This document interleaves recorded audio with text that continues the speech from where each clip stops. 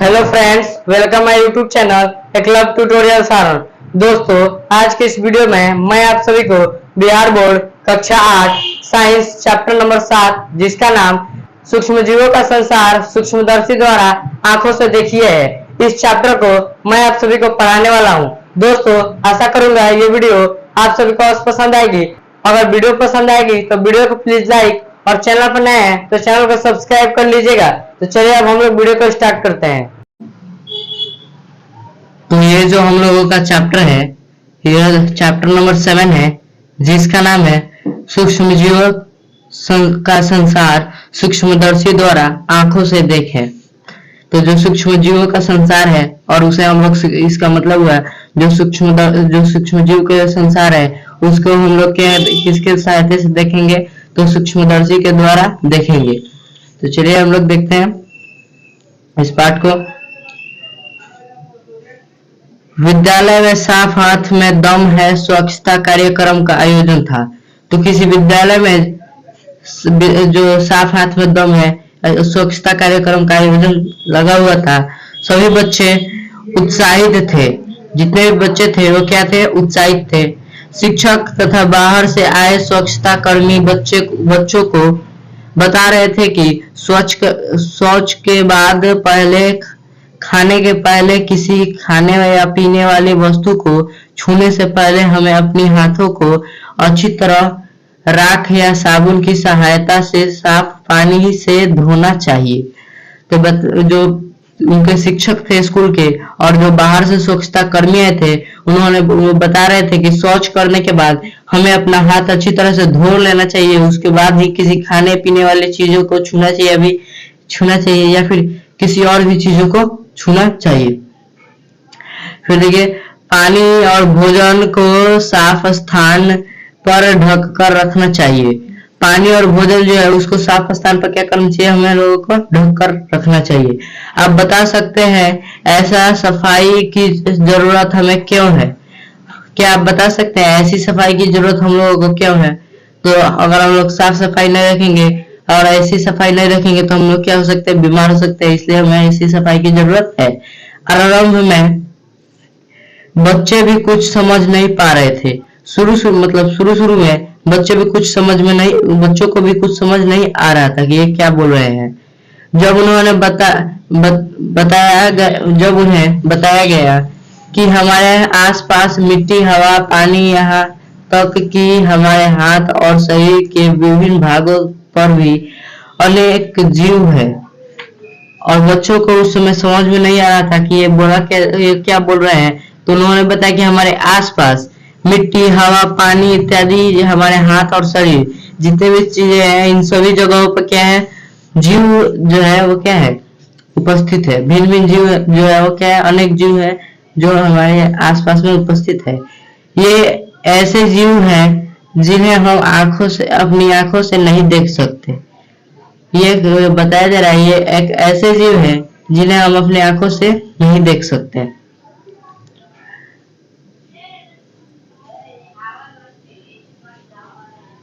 तब बच्चों में आश्चर्य का ठिकाना नहीं रहा। तब बच्चों जो जितने भी बच्चे थे वो आश्चर्य हो गए। वो सोचने लगे कि ऐसा कौन सी जीव है जिसे हम अपने आंखों से नहीं देख सकते। हम लोग तो सभी चीजों का आंखों से देख सकते हैं। तो वो क्या हुए, आश्चर्य हो गए। अब देखिए यहाँ पे दिया गया क्रियाकलाप, इसको देखते हैं। आपने गर्मी के बाद की पहली बारिश में मिट्टी की सोधी खुशबू का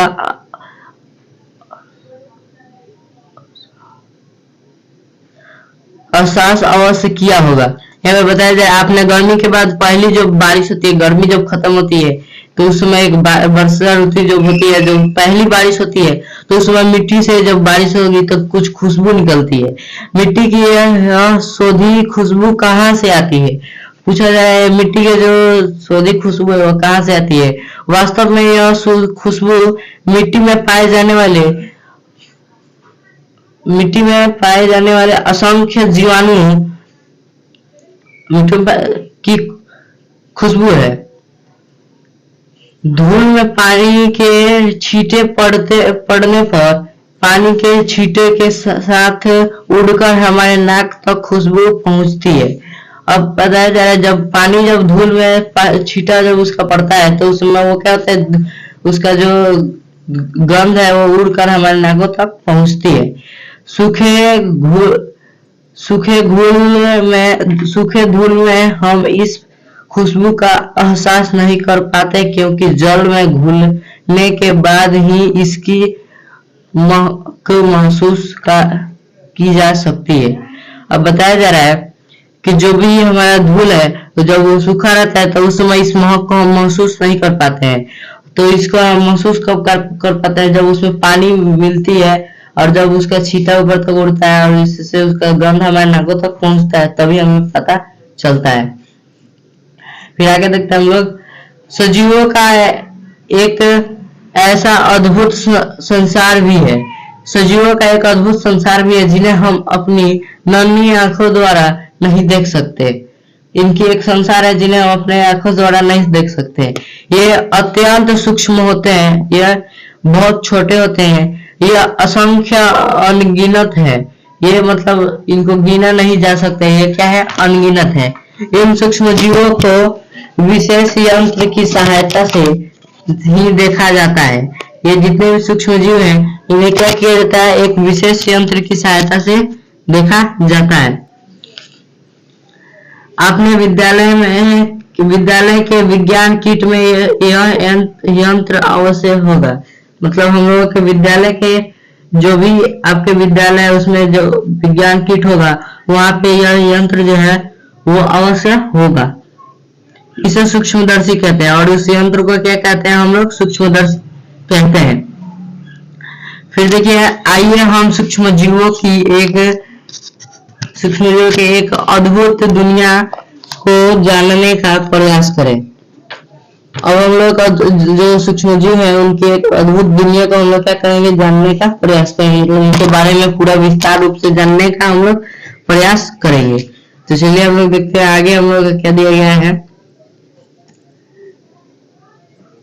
यहाँ पे दिया गया एक क्रियाकलाप दिया गया है।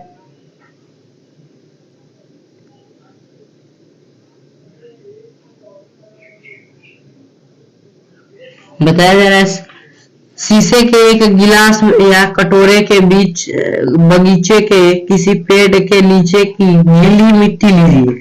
शीशे के गिलास में या फिर कटोरी में किसी बगीचे के, आपके घर के आसपास में जो भी बगीचा है उसमें से किसी भी पेड़ के नीचे का एक गीली मिट्टी को हम लोग को क्या करना है, उठाना है।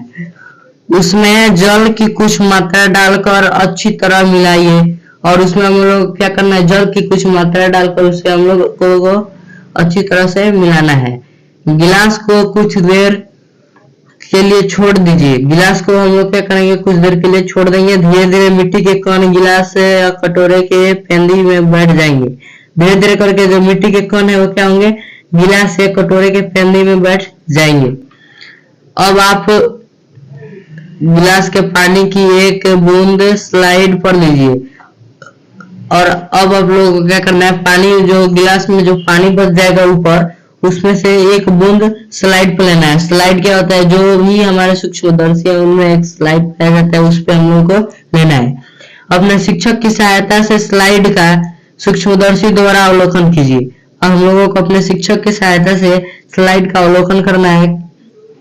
इस तरह के क्रियाकलाप के लिए आप अपने आसपास के गड्ढे, तालाब या पोखरे के जल का भी उपयोग कर सकते हैं। और ऐसे क्रियाकलाप करने के लिए हम लोग क्या क्या कर सकते हैं, आसपास के गड्ढे या तालाब या फिर पोखरे का जल का भी हम लोग उपयोग कर सकते हैं। फिर आगे देखिए हम लोग देखते हैं, आपने क्या देखा। सूक्ष्मदर्शी द्वारा अवलोकन करते समय क्या आपने कुछ गतिशील संरचनाओं को देखा। यहाँ पे बताया जा रहा है, सूक्ष्मदर्शी द्वारा अवलोकन करते समय क्या आप लोगों ने कुछ गतिशील वस्तुओं को देखा, संरचनाओं को देखा। तो हम लोगों को उसके बाद देखते हैं हम लोग, आपने क्या देखा। हम लोगों से पूछा जा रहा है अवलोकन करने पर हम लोगों ने क्या देखा है, हम लोगों को क्या करना है, बताना है। तो चलिए देखते हैं आगे हम लोग, सूक्ष्मदर्शी द्वारा अवलोकन करते समय क्या आपने कुछ गतिशील संरचनाओं को देखा?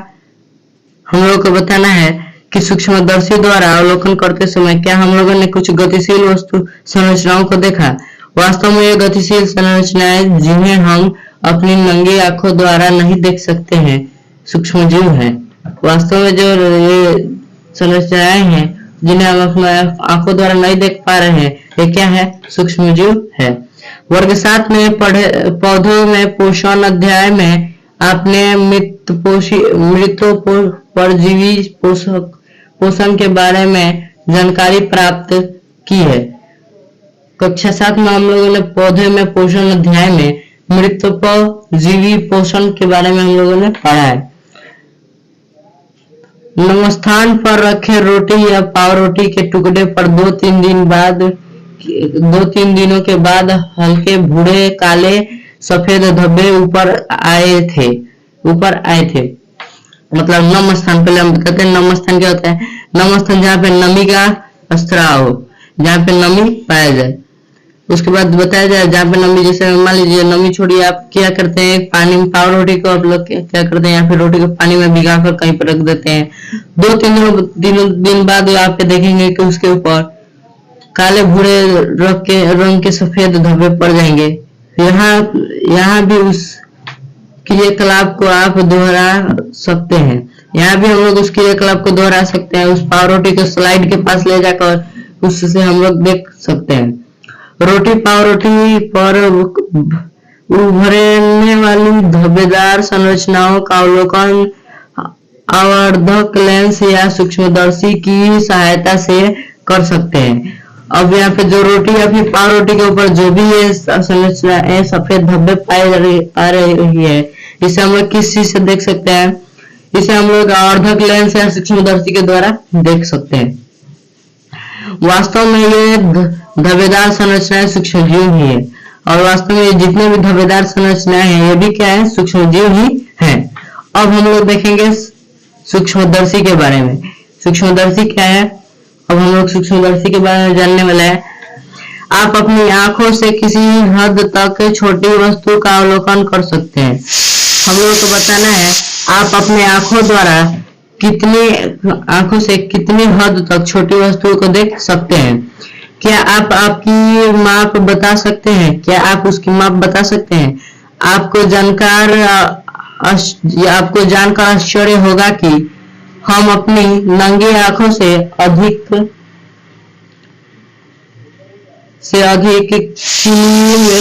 मिलीमीटर के 10वें भाग के बराबर तक की वस्तुओं को देख सकते हैं। हम लोग को जानकर आश्चर्य होगा कि हम लोग किसी भी अधिक तक हम लोग कितने तक किलोमीटर के 10वें भाग तक हम लोग किसी भी वस्तु को देख सकते हैं, जबकि जो सूक्ष्मदर्शी है वो किलोमीटर के हजारवें लाखवें भाग के अंदर तक की छोटे वस्तुओं को दिखा सकता है। अतः इसे इन सूक्ष्मजीवों को देखने के लिए एक विशेष प्रकार के यंत्र की जरूरत होती है, जिसे हम लोग क्या कहते हैं? सूक्ष्मदर्शी कहते हैं। सूक्ष्मदर्शी ऐसा यंत्र है जिसकी सहायता से हम सूक्ष्मजीव या वस्तु को उसके वास्तविक आकार से कई गुना बड़ा कर देख सकते हैं। सूक्ष्मदर्शी है जो एक ऐसा यंत्र है जिससे हम लोग क्या करते हैं? किसी वस्तु के आकार को कई गुना बड़ा कर हम लोग देख सकते हैं। हमारे विद्यालय के विज्ञान किट या प्रयोगशाला में जो सूक्ष्मदर्शी होता है उससे हम किसी वस्तु या सूक्ष्मजीव का आकार सामान्यतः 25 से 400 गुना बड़ा कर देख सकते हैं। हमें बताया जाए हमारे जो स्कूल है उसमें जो विज्ञान किट में जो भी सूक्ष्मदर्शी पाया जा रहा है उससे हम किसी वस्तु को 25 से लेकर 400 गुना बड़ा करके हम लोग देख सकते हैं। दिए गए चित्र 7.2 को देखिए। यहाँ पे चित्र 7.2 यहाँ पे दिए गया है, देख सकते हैं। सूक्ष्मदर्शी का नामांकित चित्र है। फिर आगे हम लोग देखते हैं सूक्ष्मदर्शी के में 2 लेंस लगे रहते हैं। ऊपरी लेंस जिसे हम देखते हैं नेत्रिका कहते हैं। नीचे चकती पर होता है दो या तीन लेंस लगे रहते हैं। नीचे जो चपटी होता है उसके ऊपर दो या तीन लेंस लगे रहते हैं, इसे वास्तु लेंस कहते हैं। इसमें अलग अलग आवर्धन क्षमता के तीन लेंस लगे रहते हैं। वास्तव में किसी वस्तु का आकार नेत्रिका और वास्तु लेंस की लेंस क्षमता के गुणनफल के बराबर होता है। वस्तु लेंस के नीचे समतल सतह होती है जिसके बीच में एक गोलाकार छिद्र होती है। वस्तु लेंस जो है उसके जो भी बीच है उसके बीच में एक गोलाकार छिद्र होती है। इस छिद्र के ऊपर कांच की स्लाइड रखते हैं और इसी छिद्र के ऊपर हम लोग क्या करते हैं, कांच की स्लाइड रखते हैं। सबसे नीचे एक दर्पण होता है। इसकी सहायता से प्रकाश पुंज को छिद्र में फोकस किया जाता है और इसी की सहायता से हम लोग क्या करते हैं, प्रकाश पुंज को छिद्र में फोकस करते हैं। नेत्रिका तथा वस्तु लेंस को ऊपर नीचे का व्यवस्थित करने के लिए दो बड़ी घड़ी लगी होती है और जो भी यहाँ पे वस्तु लेंस है उसको क्या कहते हैं, ऊपर नीचे करने के लिए दो बड़ी घड़ियां लगी होती है। अब देख सकते हैं यहाँ पे जो भी हमारा सूक्ष्मदर्शी है वो क्या पे किस प्रकार से दिया गया है। यहाँ पे जो ऊपर वाला है जिसकी सहायता से हम देखते हैं इसको हम लोग कहते हैं नेत्रिका। फिर यहाँ पे जो दिया गया है वस्तु लेंस है। फिर यहाँ पे जो स्टेज है मतलब ये रखने वाला है। फिर यहाँ पे लाइट, यहाँ से लाइट जो मारा जाता है वो है। फिर यहाँ पे दिया गया स्लाइड जो यही हम लोग का स्लाइड है। यहाँ पे क्या है, यहाँ पे देखिए फाइन फोकस दिया गया है। यहाँ पे फोकस करने वाला दिया गया है, एक कोर्स फोकस दिया गया है।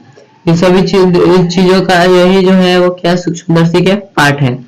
फिर देखिए आगे हम लोग देखते हैं सूक्ष्मजीवों के अद्भुत संसार से हमारी परिचय की कहानी शुरू होती है। इस महान डच वैज्ञानिक एंटन वान लियोनहॉफ द्वारा कर्माती यंत्र की खोज से संभवतः उन्होंने पहले सूक्ष्मजीव सन 1668 ईस्वी में बनाया था। पहले डच वैज्ञानिक जो थे उनका क्या नाम था, उनका नाम था एंटन वान लियोनहॉफ। उन्होंने क्या किया था, एक कर्माती यंत्र बनाया था जिसकी सहायता से सूक्ष्मदर्शी को सन 1668 ईस्वी में देखा गया था। लियोनहॉफ ने अपनी सूक्ष्मदर्शी की सहायता से एक ऐसे जीवों को देखा था जिसे हम अपने आंखों से नहीं देख सकते। लगभग 200 वर्ष के बाद लुई पास्चर ने यह बताया कि किण्वन प्रक्रम सूक्ष्म जीव यीस्ट के कारण होता है। जो किण्वन प्रक्रम है वो क्या होता है, सूक्ष्म जीव यीस्ट के कारण ही होता है। फिर देखिए सूक्ष्मदर्शी की गुणवत्ता के मुख्य सुधार के साथ अनेक जीव वैज्ञानिक ने सूक्ष्मजीवों के अद्भुत संसार में संबंध में रोचक जानकारियां दी। और जितने भी पहले से जितने भी सूक्ष्मजीव वैज्ञानिक थे उन्होंने क्या किया था, सूक्ष्मजीव और सूक्ष्मदर्शी के बारे में काफी रोचक जानकारियां भी दी थी। ये जानकारियां आगे की खोज और जो अभी भी जारी है के लिए अत्यंत उपयोग साबित हुई। और जो भी जानकारियां दी गई थी वो अभी की खोज में काफी उपयोग साबित हुई है। सूक्ष्मजीवों का वर्गीकरण। अब हम लोग पढ़ेंगे सूक्ष्मजीवों का वर्गीकरण। सूक्ष्मजीवों का वर्गीकरण कैसे किया गया है, अब देखिए सामान्यतः सूक्ष्मजीवों को व्यापक रूप से 4 प्रमुख भागों में बांटा गया है। पहला जीवाणु, दूसरा प्रोटोजोआ, तीसरा कवक, चौथा शैवाल। लेकिन इसके अतिरिक्त सूक्ष्मजीवों के भिन्न अति सूक्ष्म संरचना वाले विषाणु का भी एक वर्ग है। पहले तो इसको 4 भागों में बांटा गया है, लेकिन एक और भी है, इनके अतिरिक्त एक और अति सूक्ष्म संरचना वाले जो विषाणु भी होते हैं। फिर देखिए विषाणु अपनी संरचना एवं लक्षणों के कारण भिन्नता प्रदर्शित करता है। जो भी विषाणु है वो अपने लक्षणों और क्या करता है, संरचना के कारण भिन्नता क्या करता है, प्रदर्शित करता है। चूंकि उसमें व्यवस्थित कोशिकीय संरचना का अभाव होता है। अंततः वे सूक्ष्म जीवों के भिन्न प्राप्ति होते हैं। फिर देखिए, लेकिन अनुकूल परिस्थिति में वे अपने पास पर पोषी के शरीर में वृद्धि विकास और गुणन करते हैं। अतः वे सूक्ष्म जीव के समान भी प्रतीत होते हैं। वास्तव में जीवाणु के संबंध में भी अभी तक यह स्थापित नहीं हो पाया है कि वे जीव है या निर्जीव। अब देखिए, हम लोग अभी तक जितने भी यहाँ पे हमने पढ़ के बताया, ये संरचना जो भी है ये जीवाणु के बारे में, विषाणु के बारे में हम लोग पढ़े। तो विषाणु जो है वो क्या है, अभी तक इसके बारे में पता नहीं चला है कि जो विषाणु है वो एक सजीव है या फिर निर्जीव। कुछ वैज्ञानिक उन्हें सजीव या निर्जीव के बीच की कड़ी या सीमा रेखा पर स्थित मानते हैं। देखिए, अब यहाँ पे देख सकते हैं, ये फिर जितने भी चीजें यहाँ पे दिए गए हैं, ये जितने भी फोटोग्राफ्स दिए गए हैं वो जीवाणु विषाणु के हैं। यहाँ पे जो ऊपर के दो चीज फोटोग्राफ्स दिए गए वो किस चीज के हैं, जीवाणु के हैं। फिर यहाँ पे जो भी ये फोटोग्राफ्स दिए गए हैं किस चीज के, प्रोटोजोआ के हैं। और फिर ये तीसरे जो भी दिए गए हैं फिर किस चीज का, कॉक का है। फिर देखिए आगे हम लोग देखते हैं सूक्ष्म जीवों का निवास। सूक्ष्म जीव कैसा, कहाँ पे रहते हैं? सूक्ष्म जीव सभी जगहों पर पाए जाते हैं। सूक्ष्म जीव जो है वो कहाँ पे, सभी जगहों पे पाए जाते हैं। हमारे आसपास हवा, पानी, मिट्टी, हमारे शरीर के अंदर के और बाहर सभी जगह सूक्ष्म जीव अत्यंत विषम पर्यावरण और प्रतिकूल परिस्थितियों में भी पाए जाते हैं। मतलब जितने भी सूक्ष्म जीव है वो हमारे शरीर के आसपास जगहों पे, जहाँ पे भी हम लोग रहते हैं वहां पे सभी जगहों पे पाए जाते हैं। बर्फीली चट्टान, गर्म झरने, मरुस्थल, समुद्र की तली, दलदल आदि सभी जगहों पर कुछ सूक्ष्मजीव स्वतंत्र रूप से पाए जाते हैं। कुछ परजीवी या सहजीवी रूप से दूसरों जीवों पर निर्भर रहते हैं। अमीबा जैसे सूक्ष्म जीव अकेले स्वतंत्र रूप में पाए जाते हैं, जबकि कुछ जीवाणु या कवक समूह या झुंड में पाए जाते हैं। तो ये जितने भी जीव है कुछ स्वतंत्र होते हैं या फिर कुछ स्वतंत्र होते हैं। यहाँ पे बताया जा रहा है कि कुछ जीव है जो क्या है, परजीवी और सहजीवी है, जो दूसरे जीवों पर निर्भर रहते हैं। दोस्तों, आज के वीडियो में इतना ही। अगले वीडियो में हम आपको आगे का पढ़ाएंगे। तब तक के लिए धन्यवाद। अगर चैनल पर नया है तो चैनल को सब्सक्राइब कर लीजिएगा